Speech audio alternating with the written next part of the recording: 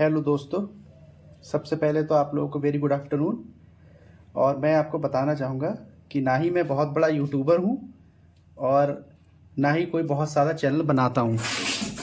आज मैं आप लोगों को सिर्फ करंट अफेयर्स बताने आया हूँ, आप लोगों को सिर्फ इसलिए कि इससे मेरी भी तैयारी हो जाएगी। और अगर आप लोग कोई भी आप में से PCS, RO, ARO या फिर रेलवे की तैयारी कर रहे हैं तो करंट अफेयर का जो हिस्सा है यहाँ बेस्ट है। ये आप देखिए, मैं आपको यहाँ से जो पढ़ाऊँगा पेपर में आपको एज इट इज़ मिलेगा। तो हम बिना बात किए शुरू करते हैं। और ये मैं अपने लिए पढ़ रहा हूँ। अगर आप लोगों को लगता है कि आपके लिए सही है तो चैनल को सब्सक्राइब कीजिए। मैं डेली 2 बजे, रोज़ आपको 2 बजे इसी चैनल पे आपको एक वीडियो डालूंगा। बहुत देर की नहीं होगी, मैक्सिमम 5 मिनट की होगी बस। अब बिना बात किए शुरू करते हैं। अंतर्राष्ट्रीय सौर गठबंधन का 119वां सदस्य बना है माल्टा। ये बहुत इंपॉर्टेंट क्वेश्चन है आपकी 6 महीने की करंट अफेयर। कोई चैनल वाला कुछ भी कहे, किसी की बात नहीं सुननी है। मैं आपको बताऊं, अक्टूबर में आपका पेपर है अगर PCS का, तो उससे जस्ट 6 महीने पहले तक की करंट अफेयर पढ़िए। 80 to 90% उसी में आता है। मैं प्री क्वालिफाई करता हूं तो मैं आपको बता रहा हूं, ठीक है। अब आप बहुत बात नहीं किए, सीधे पढ़िए। अंतर्राष्ट्रीय सौर गठबंधन का 119वां सदस्य बना है माल्टा। 9वें रायसीना डायलॉग के मुख्य अतिथि थे ग्रीस।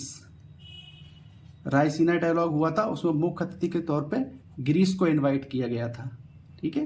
भारत के UPI को स्वीकार करने वाला, UPI जो हम लोग पैसे का ट्रांजेक्शन करते हैं एक साइड से दूसरी साइड, उसको एक्सेप्ट किया है पहला कोई देश बना है। देखो, जब भी कोई चीज़ पहली बार होती है तो वो UPPCS या RO ARO के लिए बहुत इंपॉर्टेंट हो जाती है।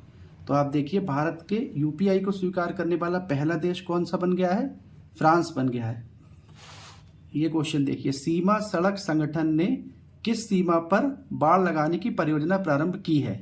तो ये भारत और म्यांमार। ये क्वेश्चन बहुत इंपॉर्टेंट है, भारत और म्यांमार के बीच। मैं आपको बता दूं, ये जो भी है नोट्स, ये मेरे सेल्फ नोट्स हैं। ये घटनासार, क्रॉनिकल और फूल पत्ती और सारी किताबें, मैक्सिमम किताबों का निचोड़ है जो मैंने ये बनाया है। और मेरे पास लगभग ऐसे 4-5 हज़ार सवाल हैं जिसमें से आपको 20 से 25 सवाल एज इट इज़ PCS में रखे हुए मिल जाएंगे।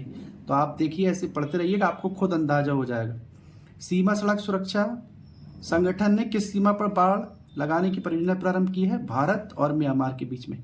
हाल ही में 1000 वर्ष पुराने सोमिन साई महोत्सव की परंपरा किस देश ने समाप्त कर दी?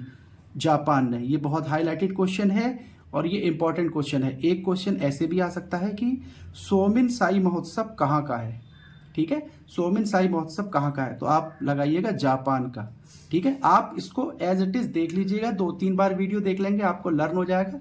अगर आपको ज़रूरत है तो आप इसको नोट डाउन कर लीजिए। अब आगे देखिए, तेंदुआ बहुत हाईलाइटेड क्वेश्चन है। तेंदुआ को राष्ट्रीय प्रतीक घोषित किया है किर्गिस्तान ने, ठीक है।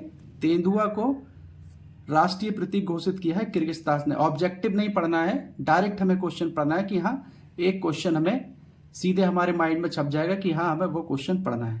2023 में सबसे ज्यादा बिकने वाली कार टोयोटो। 2023 में सबसे ज्यादा टोयोटो कार बिकी है। मृत्यु दंड के लिए नाइट्रोजन गैस का प्रयोग किस देश ने किया है? ये बहुत इंपॉर्टेंट क्वेश्चन है। फांसी देते थे, गोली मारते थे, ऐसा कुछ भी नहीं है। इस बार क्या किया है? मृत्यु दंड के लिए नाइट्रोजन गैस का प्रयोग किया गया है। USA, United state of America. Bharat का सबसे लंबा केबल ब्रिज सुदर्शन सेतु का उद्घाटन किया गया है। ये 2 क्वेश्चन बन गए। पहला ये कि सुदर्शन सेतु उद्घाटन कहाँ किया गया है? गुजरात में। और दूसरा, ब्रिज सुदर्शन सेतु कहाँ पे है? ये गुजरात में, ठीक है। ये गुजरात की वजह से इंपॉर्टेंट है क्योंकि हमारे प्रधानमंत्री जी यहाँ के हैं, तो अक्सर गुजरात का क्वेश्चन पेपर में आ जाता है। भारत की सबसे बड़ी रक्षा उपकरण प्रदर्शनी महाराष्ट्र, ठीक है। भारत की सबसे बड़ी रक्षा, सबसे बड़ी डिफेंस जो है उपकरण प्रदर्शनी अभी लगी है, ये महाराष्ट्र में लगाई गई है।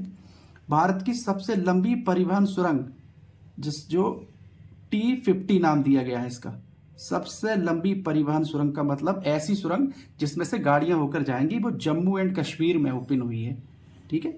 चुनावी बॉन्ड को असंवैधानिक घोषित कर दिया है। ये बहुत इंपॉर्टेंट क्वेश्चन था। अब इससे क्या है, UPPCS और RO ARO क्या करता है? कनेक्ट करता है। अब ये चुनावी बॉन्ड को असंवैधानिक सुप्रीम कोर्ट ने घोषित कर दिया। क्वेश्चन क्या आएगा कि किस आर्टिकल में है, तो आर्टिकल 19(1) का ए, जो हिंदी मीडियम में है वो देखें आर्टिकल 19(1) का, और वैसे ही आएगा 19(1) का ए।